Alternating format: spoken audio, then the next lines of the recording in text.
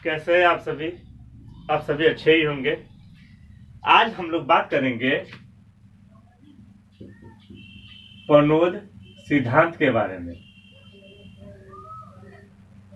किसके सिद्धांत के बारे में? परनोद सिद्धांत। परनोद सिद्धांत को क्या कहा जाता है? Drive theory. क्या कहा जाता है इसको? Drive theory. तो आपने मेरा पिछला वीडियो जरूर देखा होगा।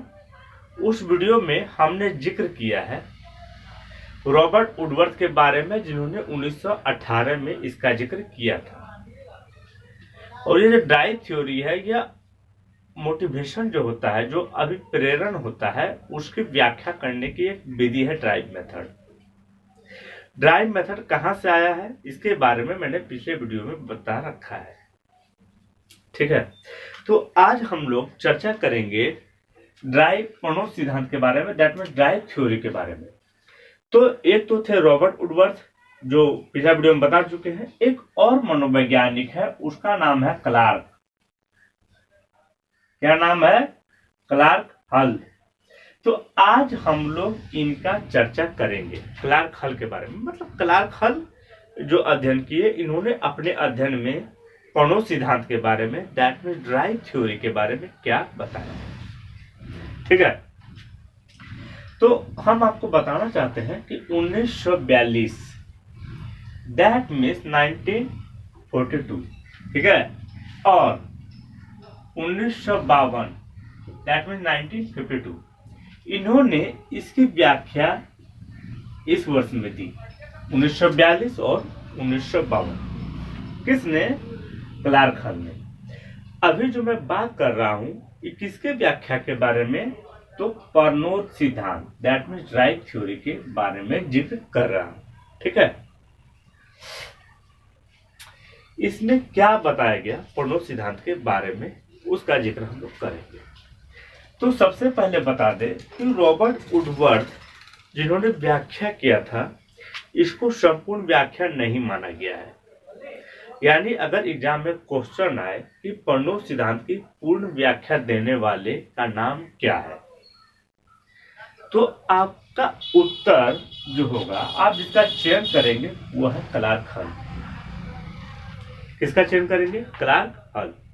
यानी परनोद सिद्धांत की पूर्ण व्याख्या करने वाले का नाम क्या है, प्रतिपादक कौन है उसके, तो वो क्लार्क हल है। ठीक है, वर्ष दिया हुआ है, आप देख रहे हैं, ठीक है ना। इन्होंने क्या कहा था, देखिए अपने सिद्धांत में इन्होंने क्या बताया, उस टॉपिक पे धीरे धीरे हम लोग आगे बढ़े। तो इन्होंने अपने सिद्धांत में कहा कि जो अधिगम होता है, अधिगम आप लोग जानते ही होंगे, लर्निंग का हम बात कर रहे हैं, यानी सीखना का बात कर रहे हैं। जो अधिगम होता है वो मोटिवेशन, दैट मीन्स अभिप्रेरण से होता है। कहने का मतलब, अगर कोई लर्निंग करता है, क्या करता है? लर्निंग करता है, तो बिना मोटिवेशन का, बिना अभिप्रेरणा का नहीं होता है। यह बात क्लार्क हल द्वारा बताया गया। समझ में आ रहा है आप लोग को? तो अधिगम जो होता है वो बिना अभिप्रेरण, दैट मीन्स बिना मोटिवेशन का नहीं होता है। बात समझ में आ गई? तो मोटिवेशन के कारण अधिगम हो गया। अब हम लोग आगे बढ़ते हैं। इस अधिगम के कारण जो होता है, समायोजन होता है, अनुकरण होता है, ठीक है, अनुकूलन,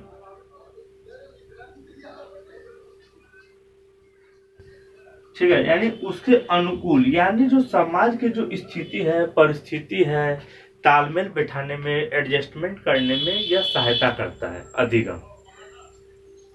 तो इनका सिद्धांत और व्याख्या क्या बनकर आया क्लार्क हल का, कि अधिगम जो होता है वो मोटिवेशन के कारण होता है, दैट मीन्स अभिप्रेरणा के कारण होता है, और अधिगम जो होता है उससे क्या होता है, समायोजन और अनुकूलन होता है, एडजस्टमेंट होता है समाज में, यानी इन्वायरमेंट में, पर्यावरण में वातानुकूलित बन जाता है उसके अनुसार अधिगम अगर है तो। यानी अधिगम की आवश्यकता जो है, अधिगम का पूर्ति कौन करता है, मोटिवेशन, और इसका पूर्ति कौन करता है, अधिगम। ये आपका क्लियर हो गया होगा। इसी बीच में एक छोटा सा टॉपिक है जिसका जिक्र करना चाहेंगे हम, सिगमंड फ्रायड के बारे में। किसके बारे में, सिगमंड फ्रायड। इन्होंने अधिगम में एक जिक्र किया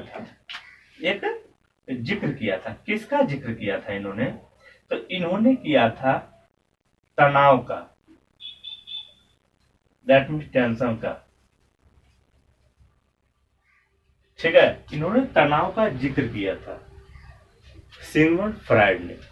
तो इसका ना प्रशंसा करते हुए क्लार्क हॉल ने बोला कि नहीं, इन्होंने जिस तरह सिगमंड फ्रायड ने तनाव के बारे में कॉन्सेप्ट दिया था, संप्रदाय दिया था, सिद्धांत दिया था, उसी तरह इन्होंने भी कहा। किसने, क्लार्क हॉल ने अपने सिद्धांत में, कि जो अधिगम होता है वो क्या होता है, तनाव का बहुत अहम रोल होता है। अब देखिए, आप लोग ना तनाव से समझ के, टेंशन समझ के थोड़ा ज्यादा इरिटेट हो जाएंगे कि माथा वाला टेंशन। देखिए, हम आपको जिक्र करना चाहेंगे,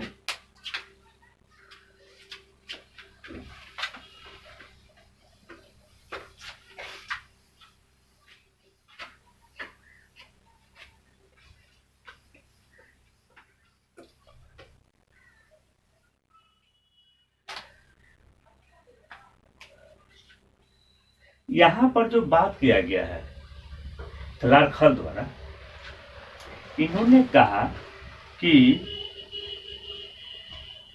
जो जैविक उद्दीपक होते हैं,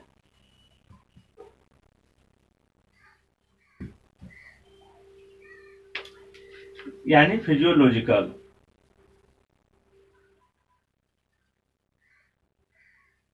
फिजियोलॉजिकल स्टिमुलस, जो फिजियोलॉजिकल स्टिमुलस होता है, जो आंतरिक उद्दीपक होते हैं, ठीक है, जो आंतरिक प्रनोद होता है, तो बाहरी उद्दीपक और आंतरिक उद्दीपक। लेकिन यहाँ पे हम ना सिर्फ आंतरिक के बारे में जिक्र कर रहे हैं। क्यों? क्योंकि क्लार्क हॉल ने आंतरिक के बारे में जिक्र किया है आंतरिक के बारे में, यानी इंटरनल। किस प्रनोद के बारे में, प्रनोद लिख देते हैं, आंतरिक प्रनोद के बारे में। आंतरिक प्रनोद का मतलब क्या हो गया, भूख, प्यास, ठीक है, प्यास, ये सब आंतरिक प्रनोद हो गया। ये सब क्या हो गया, आंतरिक प्रनोद। जब किसी व्यक्ति को आंतरिक प्रनोद उत्पन्न होता है तो उस समय क्या हो जाता है, जैसे इसको भूख लगा, क्या लगा, भूख। इस भूख लगा तो इसको हम भोजन नहीं दे रहे हैं, तो वो भोजन नहीं देना, दैट मीन्स वंचन बोले या वंचित बोले, हम आपके लिए बना रहे हैं वंचित, किताब में आपको नहीं मिलेगा, ठीक है। तो यहाँ पे वंचित है, दैट मीन्स डेप्रिवेशन, ठीक है। यानी जब किसी को भूख लगा है, यानी इसको भोजन से वंचित किया गया है। किससे वंचित किया है, भोजन यानी फूड, यानी पुनर्बलन। भोजन को पुनर्बलन के रूप में हम लोग लेते हैं। पुनर्बलन का मतलब जो लास्ट में जो मिल जाता है, आपको बताए हुए हैं पहले। तो जो डेप्रिवेशन होता है, जो वंचन होता है, अगर किसी को भूख लगा है, प्यास लगा है, उसे पानी नहीं देंगे तो जो वंचन की स्थिति होती है, जो डेप्रिवेशन की जो अवस्था होती है, यानी बीच की जो अवस्था होती है, जब तक उसको हम नहीं दिए हैं, वो तनाव में आ जाता है।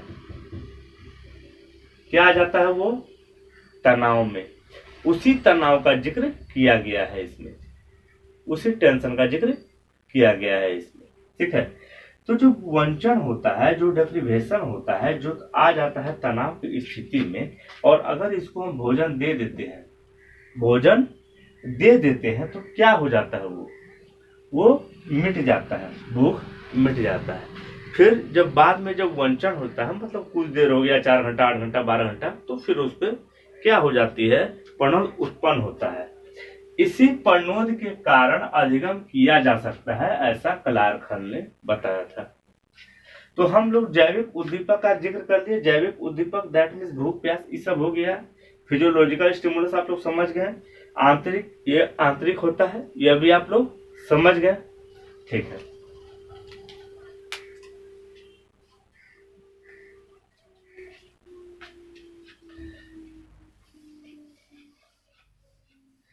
अब देखिए, जब आप लोग समझ गए हैं कि ये आंतरिक होता है, ठीक है, इसका थोड़ा सा कहानी आप लोग समझ लीजिए।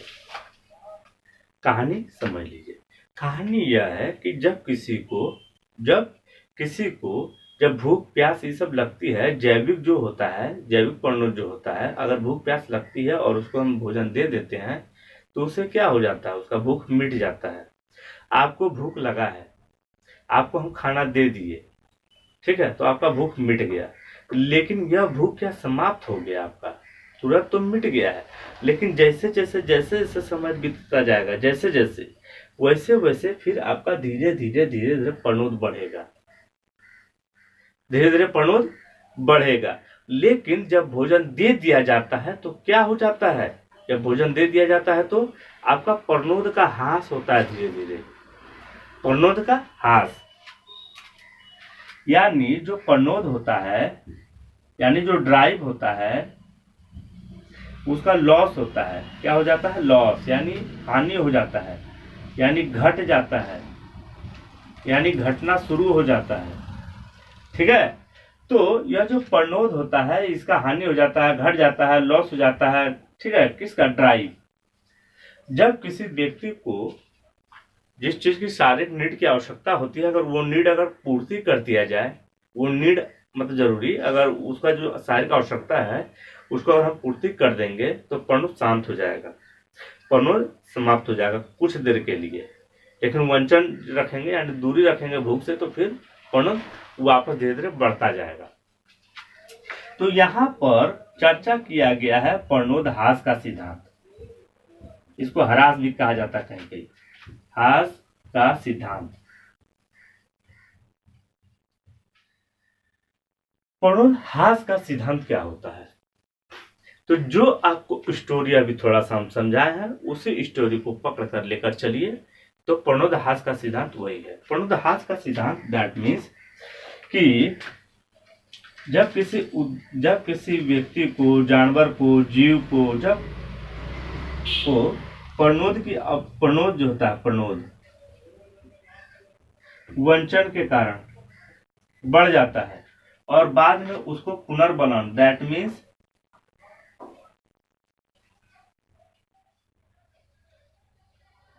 पुनर्बलन, दैट मीन्स उसको क्या दे दिया जाता है? दैट मीन्स उनको भोजन दे दिया जाता है। जो वस्तु होती है, वो वस्तु जो उसको चाहिए, वो वस्तु दे दिया जाता है। तो वंचन जो होता है, दूरी, वंचित रखेंगे तभी ना इसको वंचन होगा, तभी ना प्रणोद बढ़ेगा। अगर वंचित नहीं रखेंगे, भोजन चाहिए भोजन दिए, जो चाहिए सो जिए, इसको तो जो चाहिए सो दिए, तो वंचन काहे रखेंगे? वंचित काहे रखेंगे कोई सामान से? इसको नहीं रखेंगे, तो प्रणोद इसका नहीं बढ़ेगा, प्रणोद नहीं बढ़ेगा। लेकिन प्रणोद कब बढ़ जाता है? जब हम इसको वंचित रखते हैं। तो ह्रास का सिद्धांत में जब ऐसी स्थिति उत्पन्न हो जाती है, तो हमारा जो शारीरिक तंत्र होता है, जो हमारा शारीरिक तंत्र होता है, और शारीरिक तंत्र का जो प्रोसेस होता है, तंत्र यानी सिस्टम, प्रोसेस,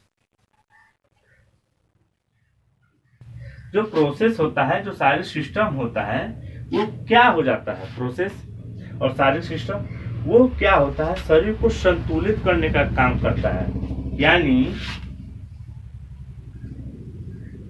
होम्योस्टेसिस, यानी शरीर को संतुलित रखने का काम ये सब करता है।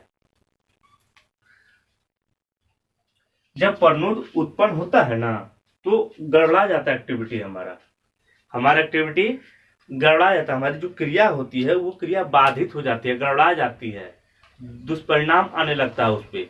तो दुष्परिणाम को कौन बचाता है, तो होम्योस्टेसिस, यानी वैसी स्थिति जब प्रनोद ह्रास हो जाता है, जब प्रनोद ह्रास होने की स्थिति में आ जाता है तो हमारा शरीर जो है, शरीर का जो तंत्र होते हैं, तंत्र, ठीक है, यानी विभिन्न प्रकार के जो भी तंत्र होते हैं और उसका जो प्रोसेसिंग होता है, वो प्रोसेसिंग जो होता है वो समस्थिति को बनाए रखता है, समस्थिति।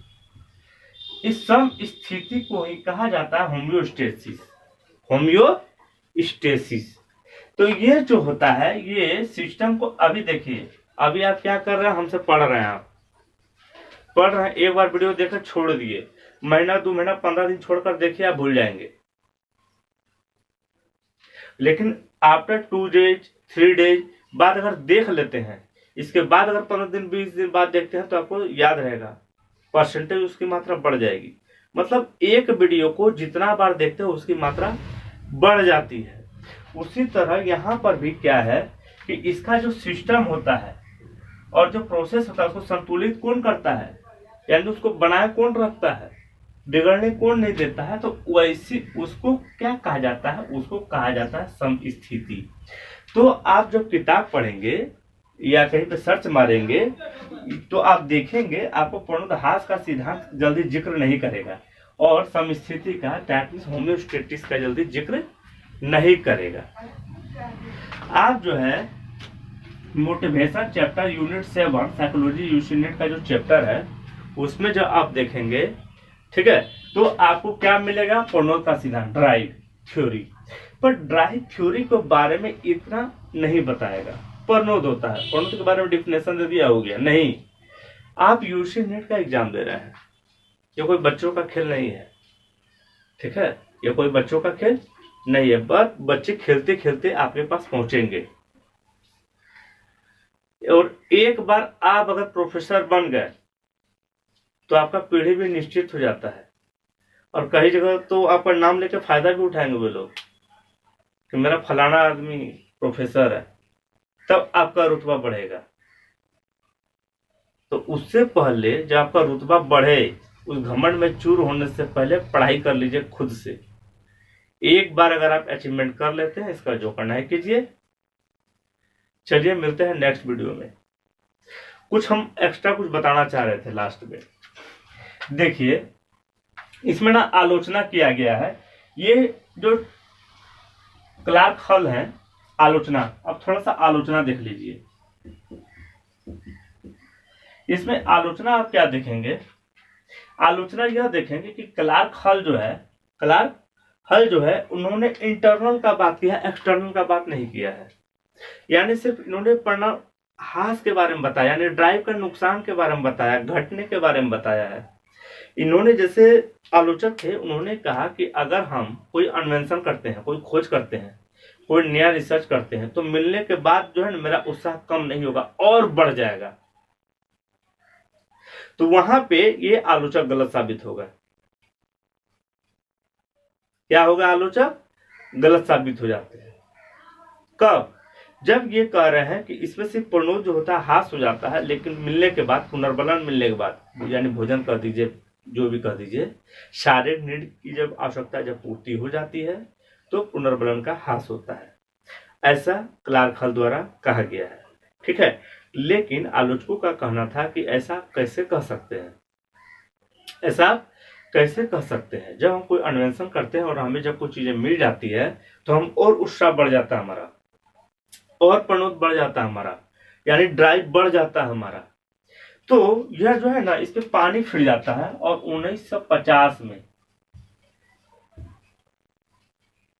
1950 में इसका अन्य नाम दे दिया गया, प्रोत्साहन का सिद्धांत।